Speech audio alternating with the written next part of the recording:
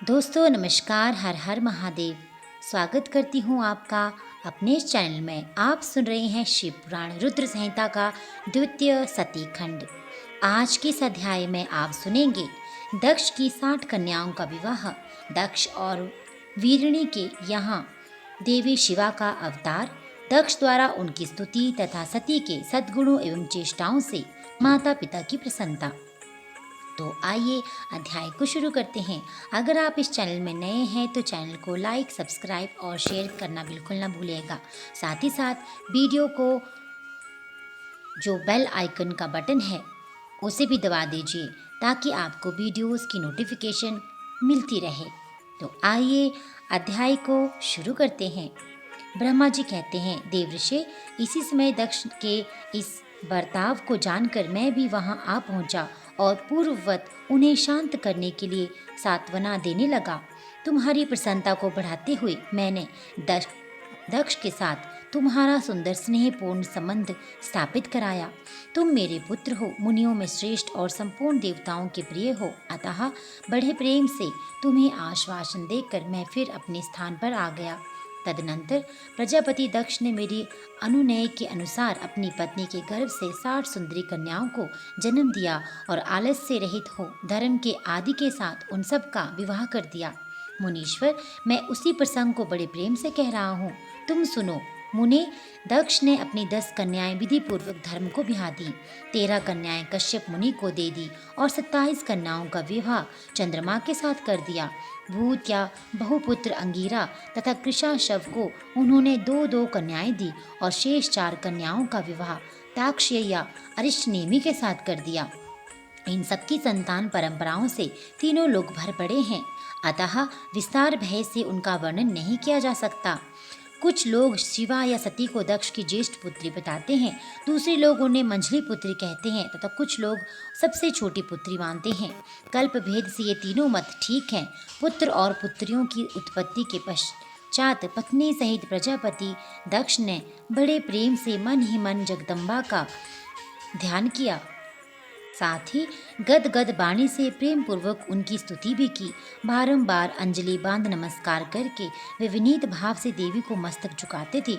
इससे देवी शिवा संतुष्ट हुई और उन्होंने अपने प्रण की पूर्ति के लिए मन ही मन ये विचार किया कि अब मैं वीरिणी के गर्भ से अवतार लूं। ऐसा विचार कर वे जगदम्बा दक्ष के हृदय में निवास करने लगी। मुनिश्रेष्ठ, उस समय दक्ष की बड़ी शोभा होने लगी। फिर उत्तम मुहूर्त देखकर दक्ष ने अपनी पत्नी में प्रसन्नता पूर्वक गर्भधान किया। तब दयालु शिवा दक्ष पत्नी के चित्त में निवास करने लगी। उनमें गर्भ धारण के सभी चिन्ह प्रकट हो गए। तात उस अवस्था में वीरिणी की शोभा बढ़ गई और उसके चित्त में अधिक हर्ष छा गया। भगवती शिवा के निवास के प्रभाव से वीरिणी महामंगल रूपिणी हो गई। दक्ष ने अपने कुल संप्रदाय, वेद ज्ञान और हार्दिक उत्साह के अनुसार प्रसन्नता पूर्वक पुष्वन आदि संस्कार संबंधी श्रेष्ठ क्रियाएं संपन्न की। उन कर्मों के अनुष्ठान के समय महान उत्सव हुआ। प्रजापति ने ब्राह्मणों को उनकी इच्छा के अनुसार धन दिया। उस अवसर पर वीरिणी के गर्भ में देवी का निवास हुआ। जानकर श्री विष्णु आदि सब देवताओं को बड़ी प्रसन्नता हुई। उन सब ने वहां आकर जगदम्बा का स्तवन किया और समस्त लोगों का उपकार करने वाली देवी शिवा को बारंबार प्रणाम किया।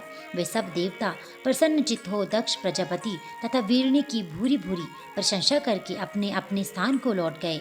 नारद, जब 9 महीने बीत गए तब लौकिक गति का निर्वाह कराकर 10वें महीने के पूर्ण होने पर चंद्रमा आदि ग्रहों तथा ताराओं की अनुकूलता से युक्त सुखद मुहूर्त में देवी शिवा शीघ्र ही अपनी माता के सामने प्रकट हुई।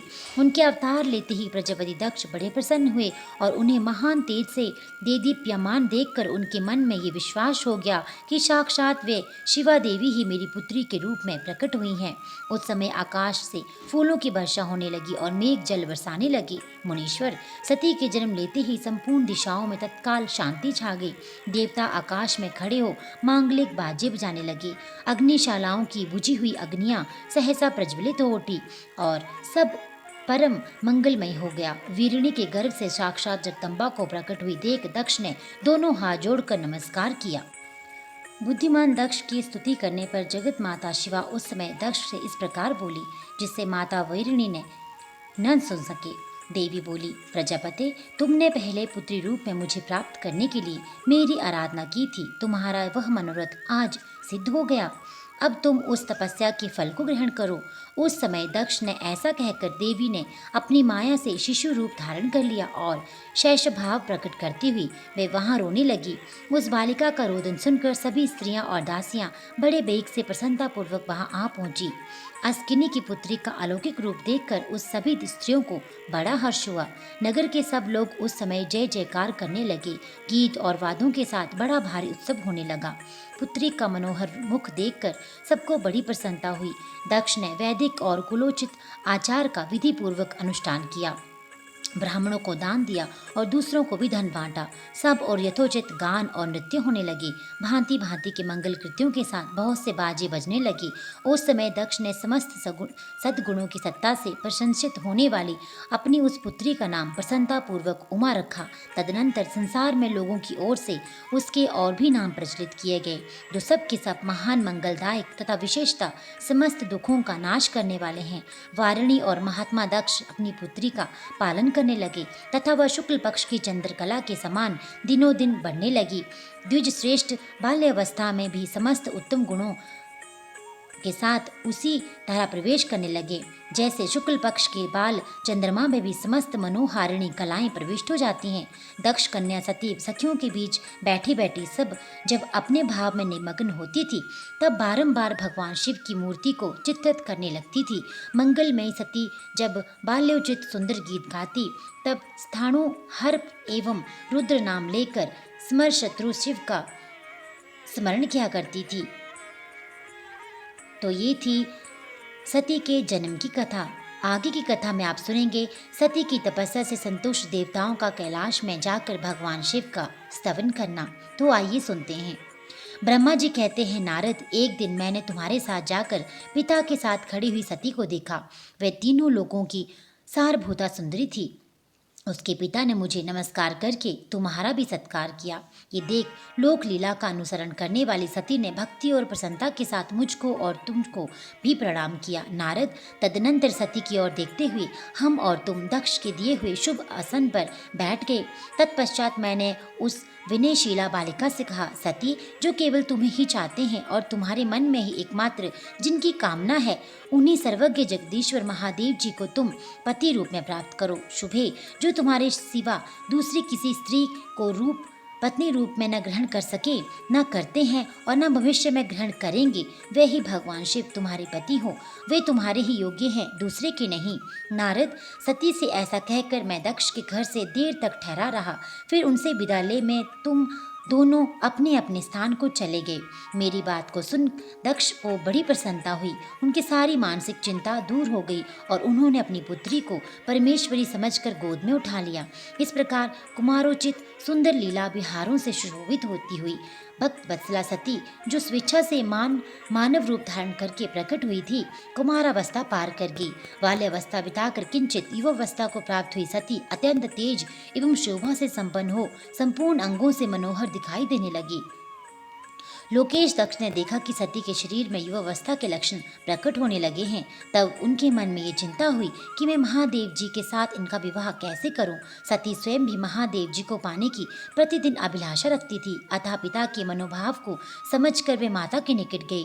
विशाल बुद्धि वाली सती रूपिणी परमेश्वरी शिवा ने अपनी माता वीरिणी से भगवान शिव की प्रसन्नता के निमित्त तपस्या करने के लिए आज्ञा मांगी। माता की आज्ञा मिल गई। अतः दृढ़तापूर्वक व्रत का पालन करने वाली सती ने महेश्वर को पति रूप में प्राप्त करने के लिए अपने घर पर ही उनकी आराधना आरंभ कर दी।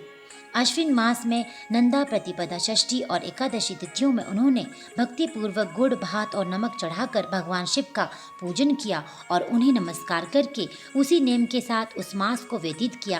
कार्तिक मास की चतुर्दशी को सजाकर रखे हुए मालपुओं और खीर से परमेश्वर शिव की आराधना करके वे निरंतर उनका चिंतन करने लगी।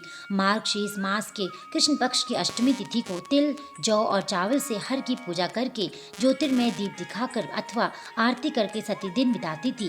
पौष मास के शुक्ल पक्ष की सप्तमी को रात भर जागरण करके प्रातःकाल खिचड़ी का नैवेद्य लगा वे शिव की पूजा करती थी। माघ की पूर्णिमा को रात में जागरण करके सवेरे नदी में नहाती और गीले वस्त्र से ही तट पर बैठकर भगवान शंकर की पूजा करती थी।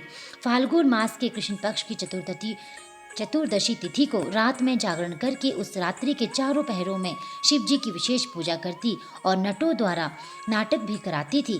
चैत्र मास के शुक्ल पक्ष की चतुर्दशी को वे दिन रात शिव का स्मरण करती हुई समय बिताती और डाक के फूलों तथा दवनों से भगवान शिव की पूजा करती थी। बैशाख शुक्ला तृतीया को सती तिल का आहार करके रहती और नए जौ के भात से रुद्रदेव की पूजा करके उन महीने को बिताती थी।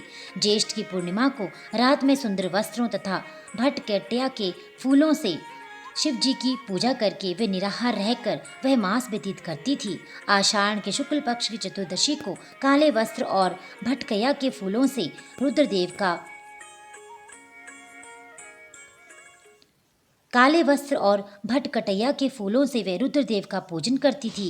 श्रावण मास के शुक्ल पक्ष की अष्टमी चतुर्दशी को वे यज्ञोपवीतो वस्त्रों तथा कुश की पवित्री से शिव की पूजा किया करती थी। भाद्रपद मास के कृष्ण पक्ष की त्रयोदशी तिथि को नाना प्रकार के फूलों और फलों से शिव का पूजन करके सती चतुर्दशी तिथि को केवल जल का आहार किया करती। भांति भांति के फलों, फूलों और उस समय उत्पन्न होने वाले अन्नों द्वारा वे शिव की पूजा करती और महीने भर अनंत नियमित आहार करके केवल जप में लगी रहती थी। सभी महीनों में सारे दिन सती शिव की आराधना में ही संलग्न रहती थी। अपनी इच्छा से मानव रूप धारण करने वाली वह देवी दृढ़तापूर्वक उत्तम व्रत का पालन करती थी। इस प्रकार नंदा व्रत को पूर्ण रूप से समाप्त करके भगवान शिव में अनन्य भाव रखने वाली सती एकाग्रचित हो बड़े प्रेम से भगवान शिव का ध्यान करने लगी तथा उस ध्यान में भी निश्चल भाव से स्थित हो गई। मुने इसी समय सब देवता और ऋषि भगवान विष्णु को और मुझको आगे करके सती की तपस्या देखने के लिए गए। वहां आकर देवताओं ने देखा सती मूर्तिमती दूसरी सिद्धि के समान जान पड़ती है। वे भगवान शिव के ध्यान में निमग्न हो उस समय सिद्ध अवस्था को पहुंच गई थी। समस्त देवताओं ने प्रसन्नता के साथ वहां दोनों हाथ जोड़कर सती को नमस्कार किया। मुनियों ने भी मस्तक झुकाए तथा श्री हरि आदि के मन में भी प्रीति उमड़ आई। श्री विष्णु आदि सब देवता और मुनि आश्चर्यचकित हो सती देवी की तपस्या की भूरी भूरी प्रशंसा करने लगे। फिर देवी को प्रणाम करके वे देवता और मुनि तुरंत ही गिरिश्रेष्ठ कैलाश को गए और जो भगवान शिव को बहुत ही प्रिय है। सवित्री के साथ मैं और लक्ष्मी के साथ भगवान वासुदेव भी प्रसन्नता पूर्वक महादेव जी के निकट गए। वहां जाकर भगवान शिव को देखते ही बड़े बेग से प्रणाम करके सब देवताओं ने दोनों हाथ जोड़ विनीत भाव से नाना प्रकार के स्तोत्रों द्वारा उनकी स्तुति करके अंत में कहा, प्रभो आपकी सत्व रज और तम नामक जो तीन शक्तियां हैं उनके राग आदि वेग असाह है। वेद त्रयी अथवा लोक त्रयी आपका स्वरूप है। आप शरणागतों के पालक हैं तथा आपकी शक्ति बहुत बड़ी है, उसकी कोई सीमा नहीं है। आपको नमस्कार है। दुर्गापते जिनकी इंद्रियां दुष्ट है, वश में नहीं हो पाती, उनके लिए आपकी प्राप्ति का कोई मार्ग सुलभ नहीं है। आप सदा भक्तों के उद्धार में तत्पर रहते हैं। आपका तेज छिपा हुआ है। आपको नमस्कार है। आपकी माया शक्ति रूपा जो अहम बुद्धि है उससे आत्मा का स्वरूप ढक गया है। अतएव यह मूढ़ बुद्धि जीव अपने स्वरूप को नहीं जान पाता। आपकी महिमा का पार पाना अत्यंत कठिन है, बल्कि सर्वथा असंभव है। आप महाप्रभु को मस्तक झुकाते हैं। ब्रह्मा जी कहते हैं, नारद इस प्रकार महादेव जी की स्तुति करके श्री विष्णु आदि सब देवता उत्तम भक्ति से मस्तक झुकाए प्रभु शिव जी के आगे चुपचाप खड़े हुए। तो दोस्तों ये अध्याय यहीं पे संपन्न होता है। आगे के अध्याय में आप सुनेंगे ब्रह्मा जी का रुद्रदेव से सती के साथ विवाह करने का अनुरोध, श्री विष्णु द्वारा अनुमोदन और श्री रुद्र की इसके लिए स्वीकृति। तो अध्याय सुनने के लिए इस वीडियो के साथ, इस चैनल के साथ जुड़े रहिए। चैनल को लाइक, सब्सक्राइब और शेयर करना बिल्कुल ना भूलिएगा। साथ ही साथ बेल आइकन को भी दबाना बिल्कुल ना भूलिएगा। आपका दिन शुभ हो। हर हर महादेव।